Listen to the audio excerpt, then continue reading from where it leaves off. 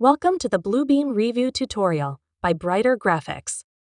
After the release of Revu 21.6, many users experienced issues such as crashes in the desktop app and problems with the tool chest. To address these, Bluebeam has now released a quick follow-up, Revu 21.6.1. This update doesn't introduce any new features, but it focuses entirely on fixing the bugs from the previous release.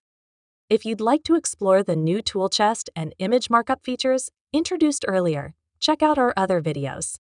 For now, all these issues are resolved, so you can get back to working smoothly with Revu. To update your Revu desktop app, simply open the Revu application.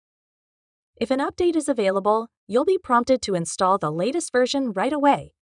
If nothing pops up automatically, go to the Help menu at the top and select Check for Updates. Wait for the application to check for available updates. A dialog box will appear showing that Revu 21.6.1 is available. Click the Download button at the bottom right and wait while the necessary files are downloaded. Once the download is complete, follow the prompts to install the update.